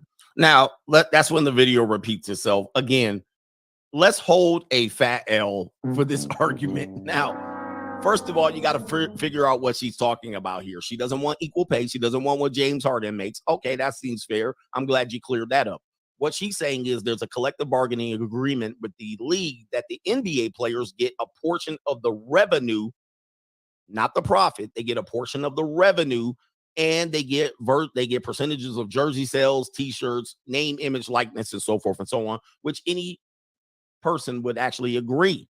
However, when you talk about the cost to make said jersey versus the sales of jerseys, you're probably going to see that there's not much revenue or there's not much profit. But this is looking to be a victim. Let's take you to this chart. Revenue to profit. Revenue. What she's arguing is there's TV contracts, jersey sales, all of that stuff. There's gross sales, and then there's revenue. She wants to cut in right here. All right, everybody can see this. This is the blue chip mindset. This is what we teach. There's gross sales, there's net revenue, and then before the profit, she wants to cut right here. This is where she wants to cut. In many collective bargaining agreements and NBA players and such, they cut in right here. But she doesn't realize that the league and the people who produce her jerseys, they're operating at a net negative. All right, they're operating under a situation where they probably don't make a profit. It's very simple. So then when you go under the gross profit, after you get their cut and the players get their cut, how much profit is left? Gross. None. It's been proven there's none left. There's nothing, not let alone TV contracts, advertisements. Once you pay this off, once you get the sales minus the costs directly associated with the production of your product, including raw materials and labor, she wants to take right off the top. Now, once all the players take right off the top, and then you get to what's left is 0 plus 0. It's none. What the hell are you talking about? And then once taxes are paid, interest and whatnot, once I put at least for instance that I have a credit with manufacturers based on what I think will sell. And if I sell less, I have to eat the profit. I basically get no profit. She want to cut in right here when she knows damn well there's going to be nothing left. You want to say right here, especially with that league, what they're getting a cut is the net profit, which is 0, which is negative net. And they're not getting an interest in that. Guys, it's just this crazy, man. This is crazy mindset. Mind you, the NBA players, there's a significant profit at the end, especially when they have ties to communist China. Significant profit. There's significant profit on a nightly basis. All right, so if they do get cut in on the revenue and they sell a number of jerseys and they sell way more jerseys than it would cost to produce the jerseys, it makes sense for the players to get a piece of that. All right, but when you're not getting, when at the end of the day we produce jerseys and they sit on the shelf and we got to give them away to a village in Africa and we lost money on the production, why do you get a cut of the revenue? This is actually absolutely insane, but people are ignorant of economics. People are ignorant of economics, and that's just what it is. And people really need to get educated on what economics is. What is the economics of this? Yes, it makes sense you could get a cut of a jersey sale, but if I print 5,000 jerseys and I sell 200, I lost. There's no profit, and certainly why would I pay you any revenue because you weren't popular enough to sell any jerseys? When was the last time you seen anybody running around with a Kelsey Plum jersey outside of an NBA arena that they leased out? This is absolutely crazy. Anyway, last victim mindset right here is going to be these people. And brothers, this is where y'all pay attention. This woman's going to go over, or this person's going to be interviewing people about what people would call white male privilege. This is something that people look at, and maybe in your mind, you might be able to come up with examples of this. And certainly in your mind, you might see it as a privilege. Many people might not. Some of the privilege responses that I've seen have been ignorant as well. And they normally center around something that really doesn't exist. Like, I have to teach my kids how to operate under police and white people don't. Like, you're like, that's not true too. Everybody should be not ignorant about the law. Every household should teach their kids how to operate against the police and threat of police. Anybody could succumb to police violence. All right. And many people do because they're ignorant of the law. All right. But this person's going to interview people. And obviously they clipped out the people who could not give examples of what white male privilege is. They couldn't give examples. I want you to listen to the shuffling here. We don't have the same privileges that are offered to straight white men. Talk to me about what some of those privileges are that, straight white men have that you don't have. Talk to me about that. I think I don't really know. Have you ever experienced like a specific instance? But I also need to go. I know. I Sorry, do really need to sorry. go. I'm sorry. Talk to you. When you're dealing with Gen Z and millennials, these people are dumbasses when it comes to try to point out what advantage a person has versus a disadvantage. They always see themselves as a victim. All right. And these two lazy bums probably spend so much on avocado toast and Starbucks and don't realize that they're operating under safety and security of probably white men and certainly black men and Latino men and Asian men that have provided this protection for them to walk down freely in the street and buy avocado toast and Starbucks on a nightly basis. But they don't see it. They don't see it. Let's go to the next one. Some of the privileges that white men are awarded that you guys are not awarded. Definitely, like, I guess just getting away with situations. Like, if I were to, like, I don't know, like, I guess, here you go. I have to think about it.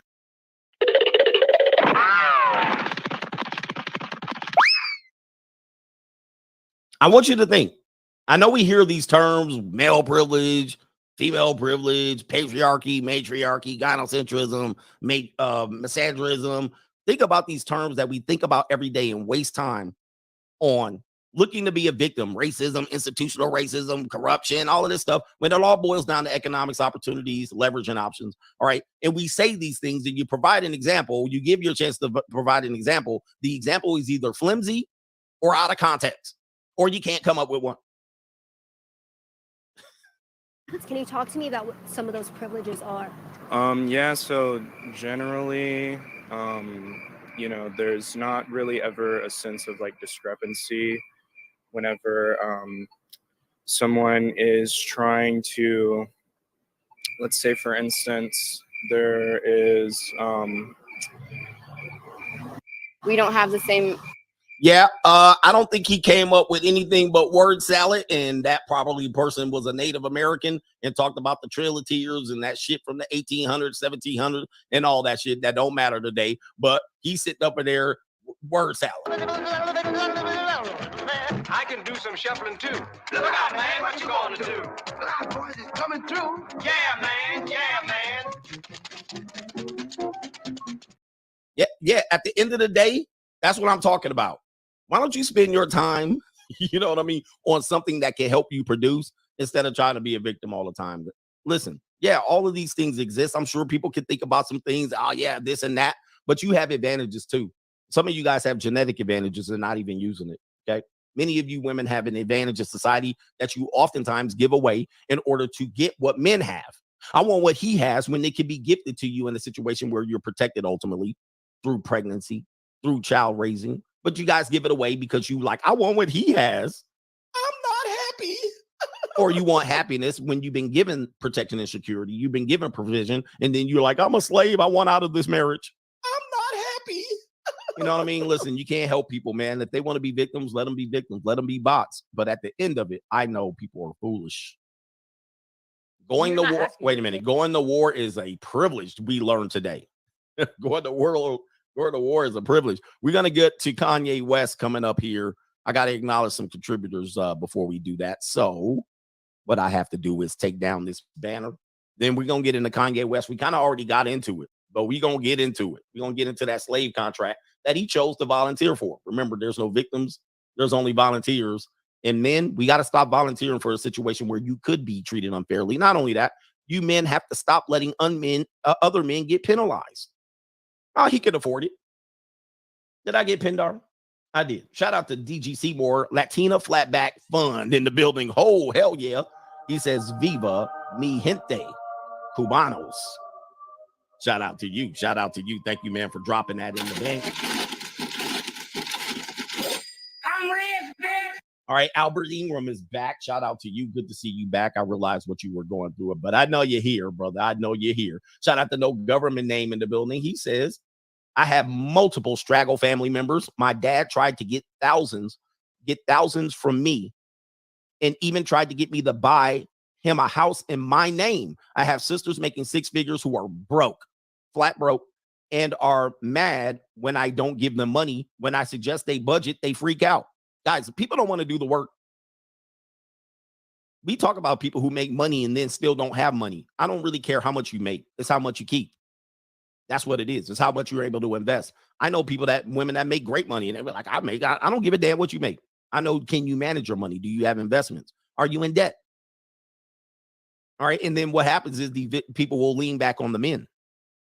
Ultimately, I don't need no man. Shout out to Travis. He says, I'm sure people can afford to give a bum on the street $10, but if the government forces you to do so, it's unjust. These gumps will drive you crazy with their stupidity, coach. I don't know how you do it. I don't know how I do it either. My blood pressure probably rising at the moment. And if you're a man over 40, you need to get you a blood pressure monitor and keep it in your medicine cabinet. Right? Make sure your hypertension is not being going up for these people here.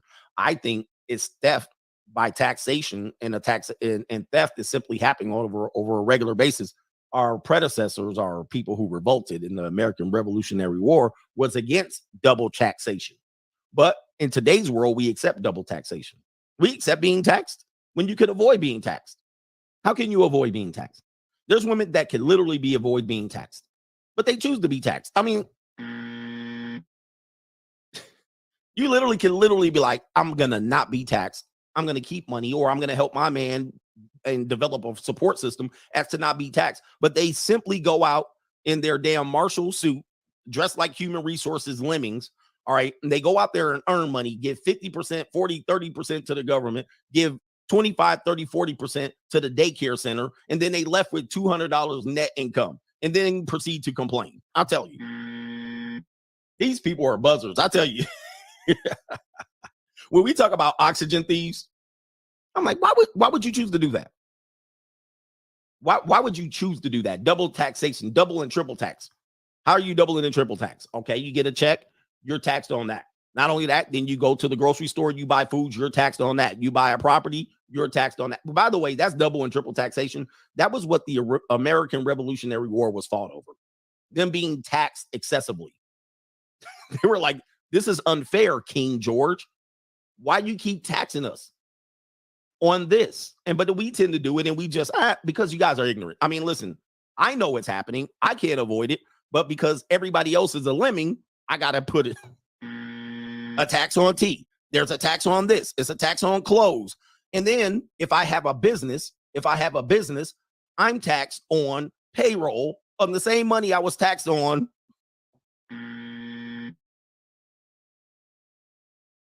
But listen, you got Instagram, so guess what? You got free social media, so you're happy.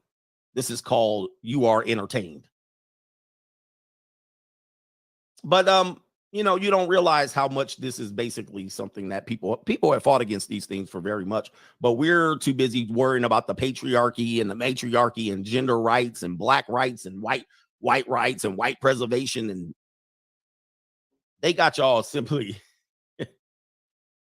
Somebody said, wait, food isn't taxed. Oh, it definitely is taxed. So excessive taxing, people have fought over that. And I'm not telling you, at this point, it's too late. So, I mean, I'm not one to tell you, let's fight the system. It's too late. We're already who we are.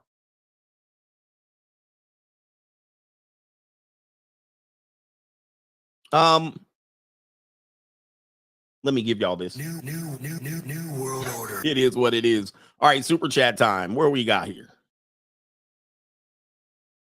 Let's see here.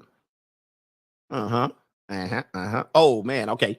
Shout out to Marriage Causes Divorce. What do you think of MGTOW? Shout out to the MGTOW. Somebody, I don't know if that's, listen, it's a great philosophy to live by, especially when you go through something traumatic or you're already kind of in a system that doesn't benefit you. All right. I've attached myself to that system at the beginning of my content creation, and I shout out to all my MGTOW guys. My content is somewhat evolved from the standard teaching points, and I had to create more content. But MGTOW is a necessary step for many men, whether they're young or old. Okay, whether you can hold that position for a lifetime, that's could be debated, because at some particular point, once you get to a certain position, many of the principles can be moved on, but you'll kind of move the measuring stick. So shout out to the MGTOWs out there. Gray Hayes Radio. The overall plan with people, with most of these people, is to extract the seed and money from the male and then discard him. We call that the praying mantis. The praying mantis at all kinds. So we're not going to get there yet. Speaking My Mind says Kim is going to get hers from that FTX deal. And also she's actually getting somewhat canceled because of the Balenciaga deal. And that stuff I don't really care about, because that stuff it's not in my wheelhouse. These people are all making deals with the devil at some particular point. Okay. Art Singleton, sorry, CGA, but that is why one never gets another man's wife pregnant, then marry her. You clearly didn't read the Free Agent Lifestyle book. Who are you referring to? Are you referring to Kanye West? To get another man's wife pregnant, then marry her. Not sure what this is in reference to. Was this Kanye West you're referring to? Not sure. Not sure that was Kim Kardashian married to someone else? Not sure. I don't know if that's part of I don't know what you're talking about here. All right, just to be honest. But I didn't read the Free Agent Lifestyle book, I guess. She was married to the NBA player at the time Kanye West impregnated her. So was it let's see here. Trying to think is this name. Chris Humphries is his name. So during the time, they were only married for a short period of time. Kim K was married prior. Okay, she was married prior, but was she married during? He's trying to say, during the time that he impregnated her, she was married to Chris Humphries. I believe that's what he was saying. They were going out when he was, let me see. They were going out when he was with Chris. When he was with Chris. Okay. So I know she was married prior to him, but when she was seeing Ye on the side, for sure. Okay. Interesting. That I don't know.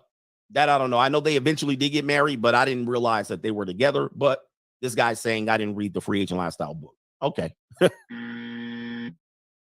I think the marriage with Chris Humphries was definitely over before it started. So I think the marriage lasted less than 90 days. I think they were already headed to divorce right after the marriage. I mean, within a week, it was over.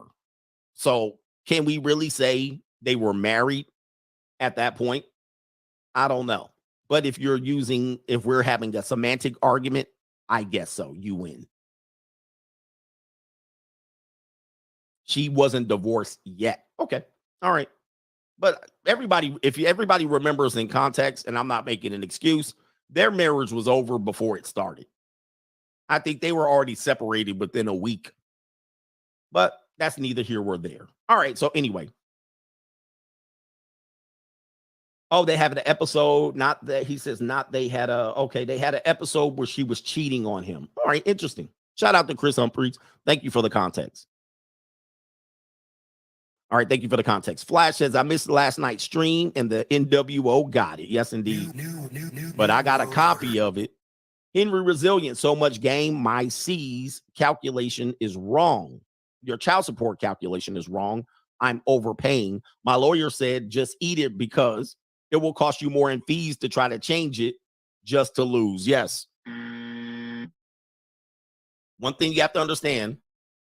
He said R. Singleton said, sorry, he didn't read the book. All right, not that I didn't read the book. Okay, I'm glad you corrected that. So Henry Resilient is giving you another example. Kanye didn't read it. Thank you, sir.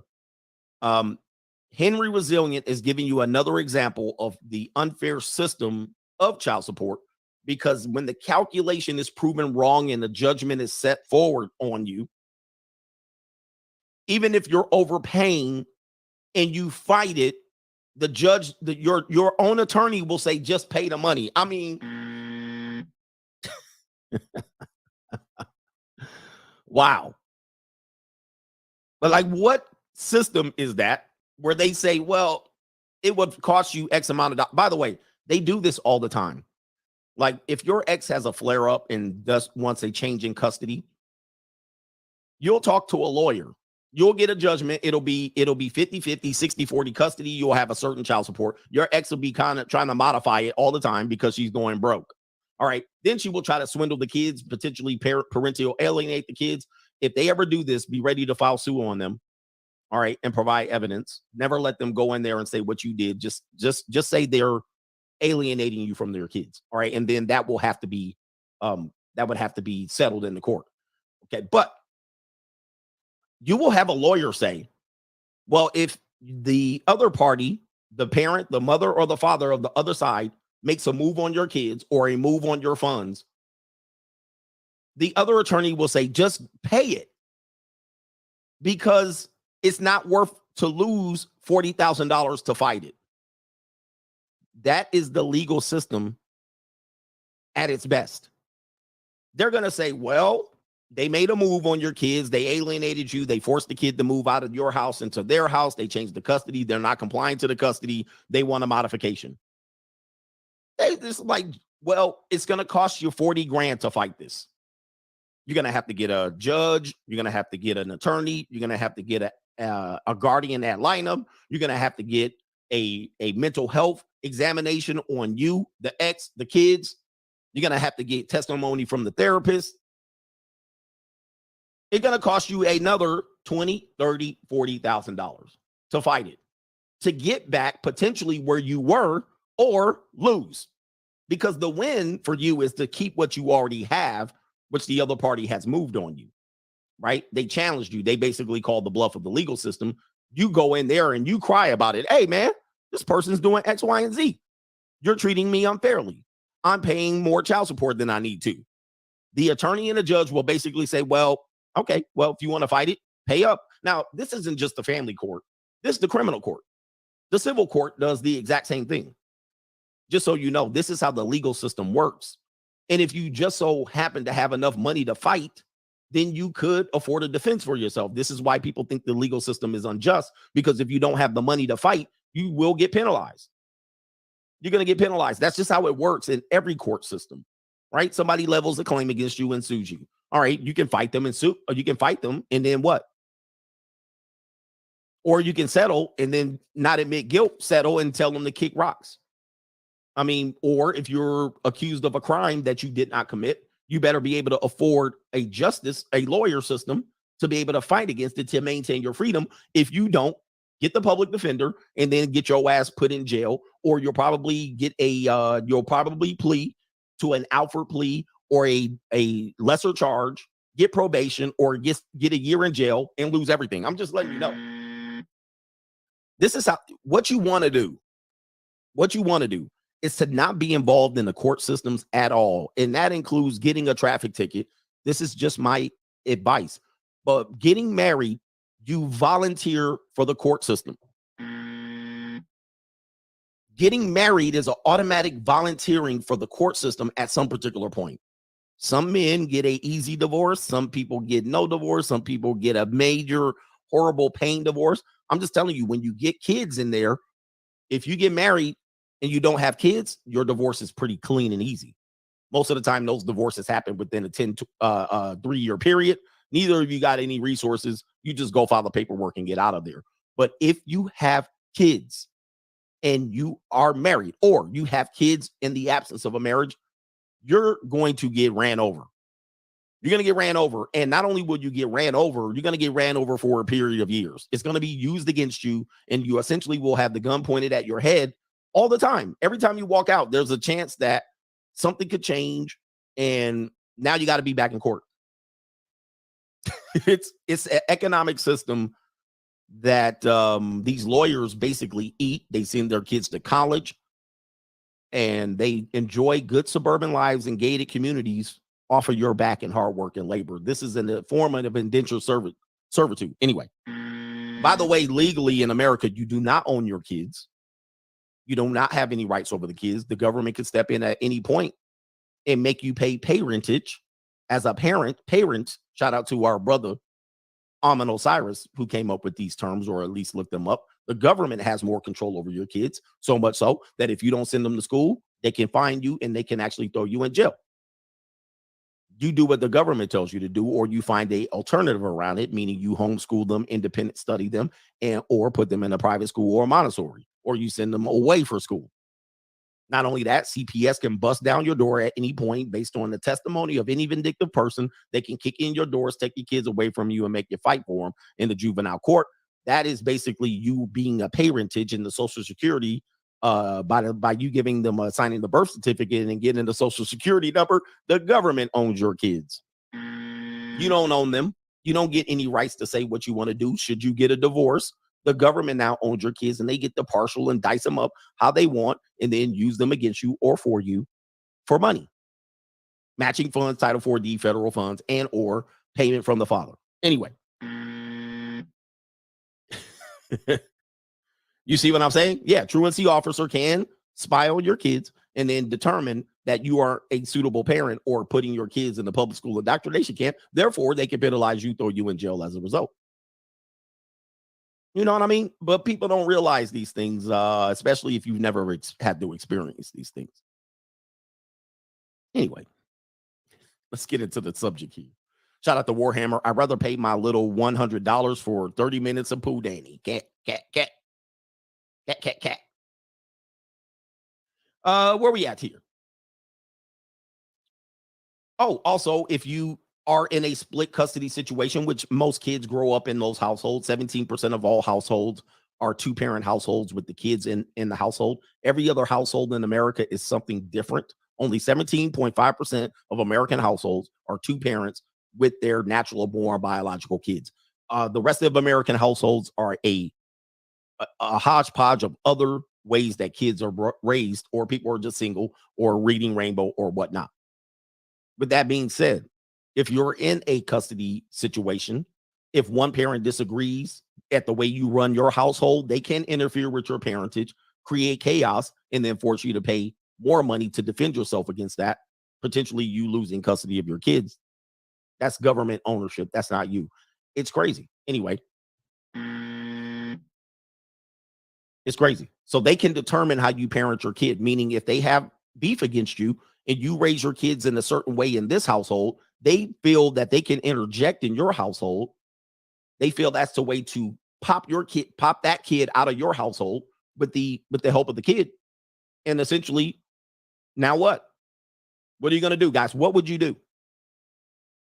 What do you do in that case? I want you guys to find a solution. What do? You can't go over there and drag the kid back. You can if you want. You can call the police. They're basically going to say, take it up with the judge. Now, when you take it up with the judge, what's going to happen? What you going to do then?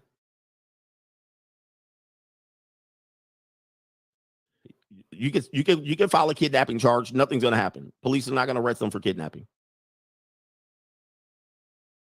What would you do? Look, there's a lot of crickets in here. There's a lot of crickets. Nope, nobody has an answer, guys. When women do this against men, there's nothing you can do but pay. All you're going to do, he said, cry to coach. All you're going to do is go to the judge, and the judge is going to say, okay, let's make a case about this. And then you're going to do what? You're going to pay into the system to get what you already just had. You basically just had it. The parent moved on you, popped the kid out of your house, kidnapped him. You call the police. They say, take it up with the judge. You go to the judge. They say, okay, let's have a case. This parent saying X, Y, and Z. They don't agree with your parentage.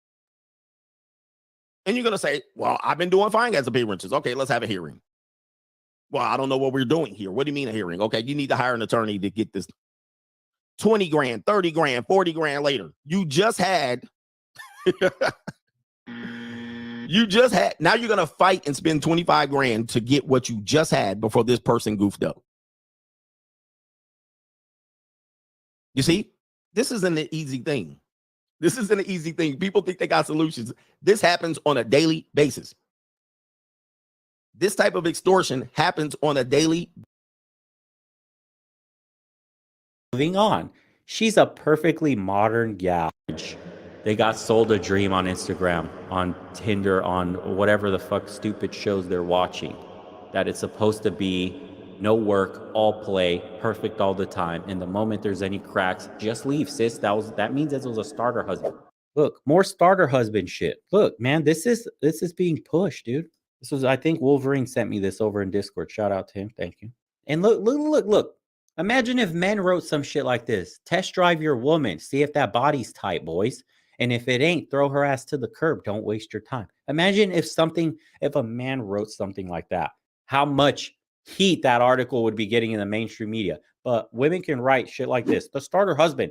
You never buy a car without test driving it first, right? So why settle into a lifelong marriage before trying one on for size? Bruh. And they want you to marry the Western woman with this mentality. Look. And the picture speaks for itself. Look, strong boss babe, businesswoman with a little cowering man behind her where his silhouette is completely invisible. You can't even see him. He's such a little twig. Look at him. Wow. The imagery here. Who's the strong, powerful one in this relationship? Isn't that something?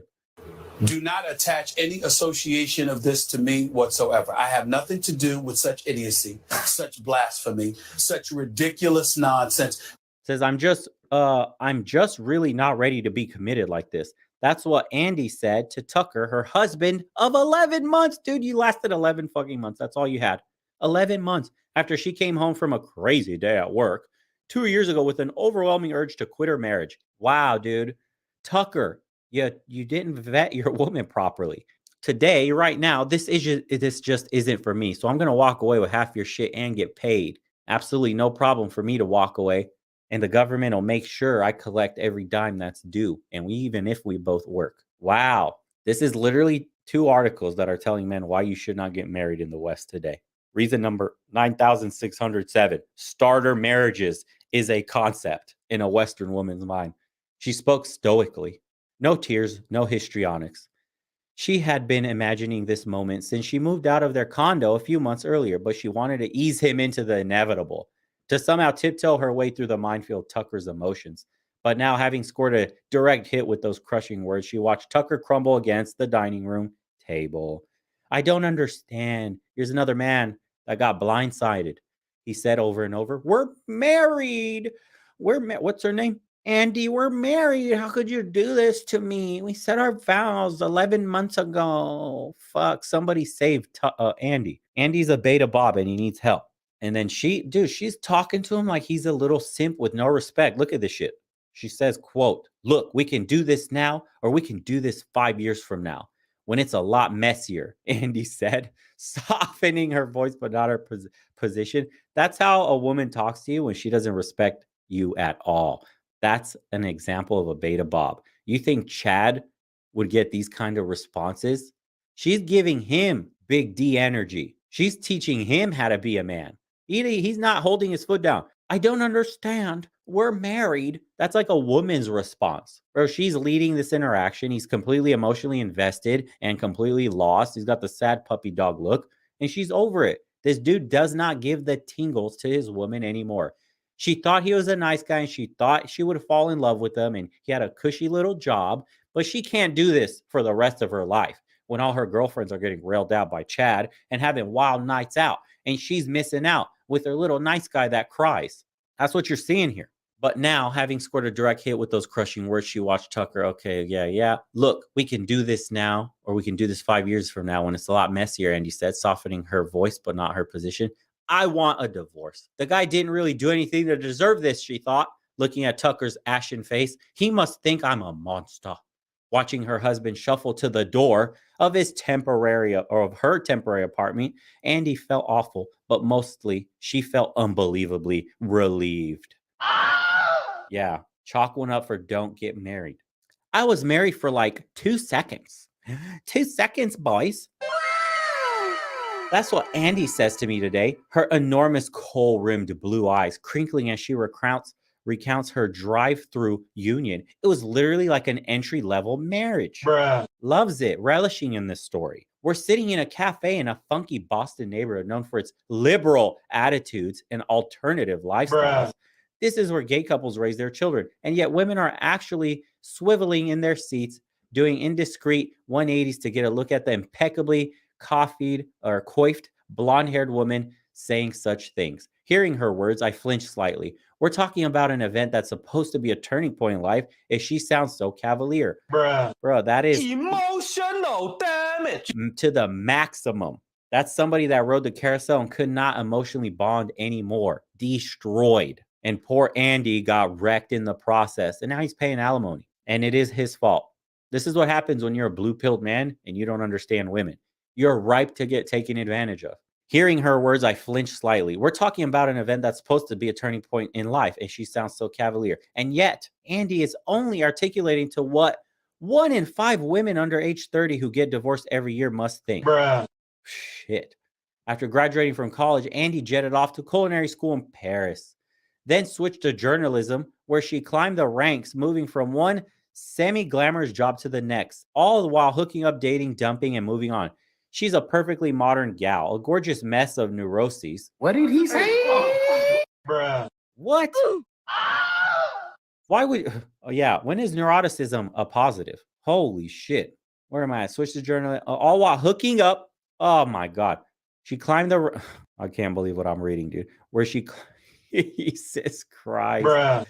After graduating from college, Andy jetted off to culinary school in Paris, then switched to journalism, where she climbed the ranks, moving from one semi-glamorous job to the next, all while hooking up, dating, dumping, and moving on. She's a perfectly modern gal. Perfect. Perfectly modern, boys. A gorgeous mess of neuroses and contradictions, the kind who never pictured herself married by 27, divorced by 28, and remarried with 2 toddlers at 35. Oh, hell. Oh my God. Man, somebody else remarried her. You are good job. Good job. Beta Bob number 2. But along the way, she met Tucker. He was what I was supposed to marry. He was what everybody else in my life wanted for me, and what the world tells you you're supposed to want. She says, but I got sucked into the idea. I was in my 20s and I felt like there was so much pressure from my family to find the perfect person. I just felt like, God, I'll be stupid if I don't do this. The NPC thinking cannot think for themselves. Within months of promising to love and honor and cherish Tucker forever, she knew she had made a huge mistake. The problem, he was boring. He was a nice guy. Oh my God. Who would have seen that coming? That this guy couldn't even keep his woman interested for 11 fucking months. Nope. And of course, he's now divorced. And he probably he hates women now. And he probably says, women are trash, I'm never getting married. Right? And this is a man that falls into the trap of not seeing that he made these mistakes and he's responsible for wasting his own goddamn time, boys. You got down on one knee and you had to propose. This is all Tucker's fault. Remember, Tucker initiated marriage. Women can't initiate marriage on you. Your fault. Within months of promising to love and honor Tucker, he was boring, wholly uncomplicated, as she puts it. The kind of guy who reads Tom Clancy books on the couch and watches Adam Sandler movies while dreaming of white picket fences. He was a good guy. He was a nice guy. He was perfect. But just not for her. That doesn't get her tingling. The white picket fence and Adam Sandler movies, boys. She needs a Chad to give her drama, to rail her out, to make her insecure, to make her feel something in the relationship, to make her feel like she has to compete for something. Him sitting at home watching Adam Sandler movies and reading Tom Clancy books isn't getting her tingling. He has no other play. There's no other woman looking at him. When they go out, nobody notices her man. He's invisible. This is why she got bored. Once you see it, you cannot unsee it. You can do anything to a woman but bore her. Remember that. Going to depressing French movies, leapfrogging over the less ambitious on the company ladder, those were the things that excited Andy. The idea of spending my life with someone like that seemed stifling.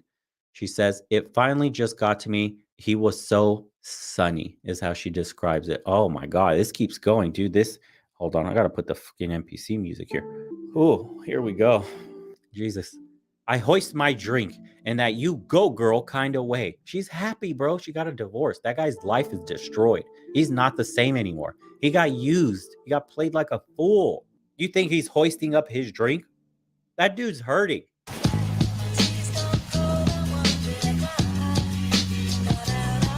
but I'm struck by her casual disregard for the institution. Marriage used to be a big deal. How could she slip in and out of it so easily? She plodded along for nearly 12 months with passive-aggressively avoiding her relationship by consuming herself with the restaurant openings and black tie benefits that were part of her job. Haha, and this is where she meets her next man, huh? But then Tucker started talking about having children. Bruh. Imagine telling your modern wife that you want children and that dries her up. The thought of having kids with you scares her into a divorce. Holy hell. Okay. This is just getting worse and worse, dude. This is straight up. Emotional damage. To me, once you have kids, you can't get out. Look at that. A woman is the one that feels trapped now by having kids. That's the fembot mentality. Emotional damage. Bro, broken beyond belief. And this dude married her. Tucker's a simp. But then Tucker started talking about having children. To me, once you have kids, you can't get out, she says. When he began asking about a family, I felt like that was too final of a commitment. As if marriage isn't, dude. Do you not remember the vows you swore in front of your family and friends? That wasn't a final. Get them some passport. Oh, the celebrity junk. Dima. Mario Brothers music. So, guys, Brother Mark sent me a video on TikTok that he posted. And for you guys out there that like some of the red pill content, check out Brother Mark Cruz on TikTok under How You Move. Make sure you follow him. And what he does is he makes his own content, but he also posts other people from, the red pill community, some of the sisters that support some of the black men out there. And he posted this particular video of Danica Marie. Now, what happened is this particular video that he posted went viral. How viral? Over 107,000 views viral. Okay. And what did he post? Danica Marie pretty much is asking black men to stay in the United States for the good black women. And what I'd like to do is to play that particular video and come back. What you say, what I hear says, women from other countries are starting YouTube channels advertising their country's advantages of visiting to meet their women. They want men. Did you just put an 8-ball? I don't know what to do. Lord have mercy. I don't know what to do, y'all. Even Ricky is done. I don't know. You're not sorry. You're not fucking sorry. Ladies, this is why I've been going so hard. Y'all didn't understand my love. Y'all didn't understand what I was trying to do. I was trying not to allow it to get to this motherfucking point. Y'all thought I was just being a male identified pick me ass hoe ass bitch when all I was trying to do was show you, teach you, encourage you to be the type of woman that the man that you wanted desired. Now they're all sharing success stories, and it does not involve you. So, after seeing this particular clip, other women started to respond to it and do on TikTok what is called stitching. Okay. So people started stitching, or basically, it's this way of like interjecting into somebody's video to make a response. It kind of starts off with the original video at first, and then the person comes in and responds. And so then this person came on, and this particular person talked about the passport bros by saying this. What you say? Who paid her to make that video? I'm so serious because ain't nobody begging for them to stay. Maybe just her. Like, what is going on? There's actually some women coming together because, it's a lot of brokies that's trying to get their passport, get their stuff together. So it's some women organizing, trying to get them a bus, get them some passports, get them some funds, maybe, you know, to get them some peanuts on the plane, bottle of water, you know, so they can be comfortable on the plane going to wherever they're going to. Honestly, like, it's just so, I'm getting irritated at this point. Not irritated, but it's like really a joke at this point. Like, it's been a joke, but at this point it's like, really? Like, you really sitting there crying over some men that will probably unalive you if they get mad enough? Literally a group of men that don't respect Black women at all. And you're sitting there crying? That's the part that I have an issue with. Like, we don't need to be begging those types of men to stay. Like, we want them to go. So don't be making videos like that. Like, we want them to stay. We want them to go. Like, go. They keep flashing the passport. And the only receipts that I've seen is when they're getting conned or getting robbed over there overseas, which is hilarious, by the way. Sisters, please don't be making videos like that. We want them to go and just be quiet and go and live their best life. That's what we want. Don't make videos like that. Like, we want the bad ones to go, you know, and whoever, you know, I feel sorry for the women that they get attached to, but they grown women, they're gonna have to see for themselves. And that's all I have to say. Bye. So now, guys, you heard what this person had to say. This person is called the Rich Brown Nurse. And, you know, a lot of this sort of animosity that's building up to the passport bros, you know, I've talked about it in my video yesterday from the Filipina P. And if you guys can remember, she was talking about this also.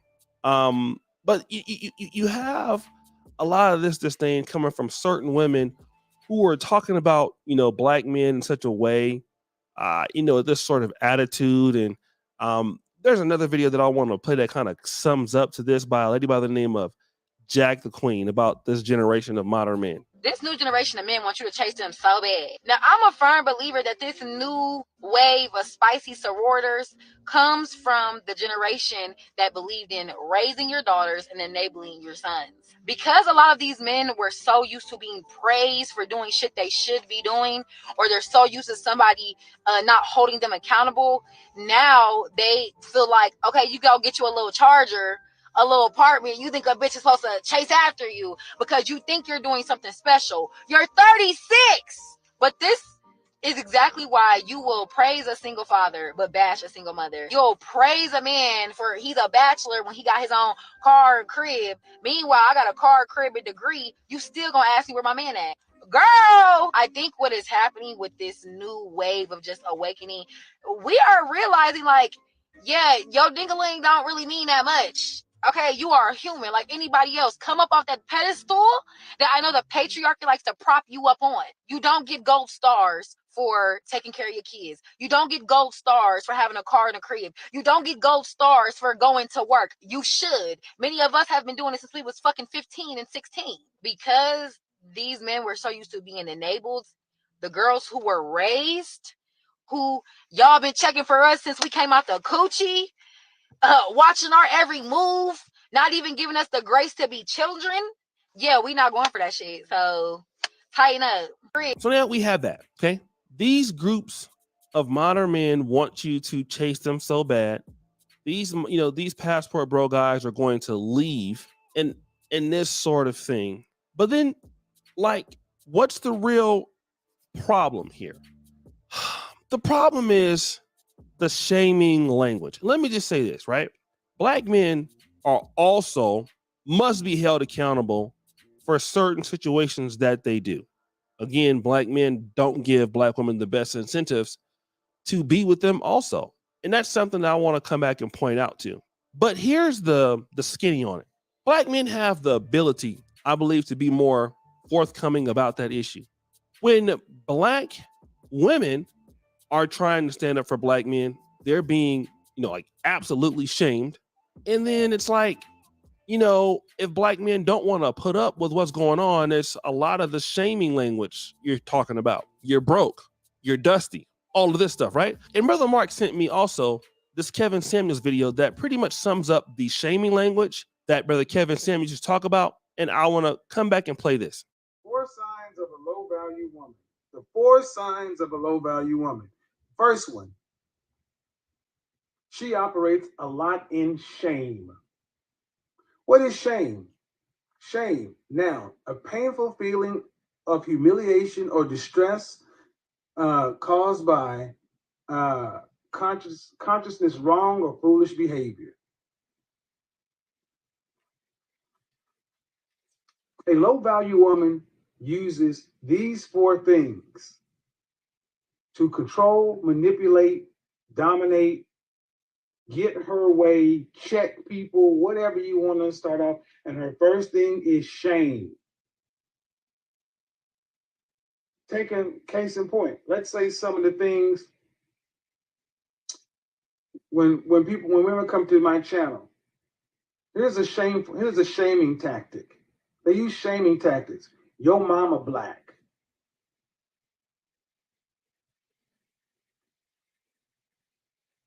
You hate women. Shaming tactics. Shame, shame, shame. Shame is one of the 4 major arrows of a low-value woman. It's part of a low-value woman's pathology. You cross the board. I don't care what you have on paper. When women operate in these areas, they diminish their value to low. Because if you really have a good argument, you should not have to shame somebody. Shaming is just a way to get control of the conversation. So let's kind of go back and sum this all up. These black men, some of them, are leaving, not dealing with black women in the black community. And none of this is black women's responsibility. Not any of this. And all of the guys who are leaving the black community, they are either broke, dusty, can't afford airline tickets, and this sort of thing. It's just like if black men were to say the same thing about the ladies in the divestment community. What if black men were to say they're all overweight, they didn't smell good, they were not attractive? I mean, it just really wouldn't make much sense. It would pretty much defeat what the initial arguments were from the opposing party. And that's kind of what we have in Black America. We have a proverbial one-party state. It's a dictatorship. And when you have that, you don't really get any growth. What you get is just something that is really, basically the problem becomes, very prodigious, right? It becomes colossal and you don't get really any results. And the fact of the matter is that these black men are going to go and do other things, whether you talk bad about them or not. And that's a problem for the black community. We don't know how to incentivize the men to do anything to stay. It's a big problem in the black world. It's not only a problem that's in America. This is a problem that is in Black London. It's a problem in some parts of Africa. It's a problem in Black America. The men are being almost incentivized to go someplace else. Because even if you shame them for dating outside of the race, well, if they stay inside the race,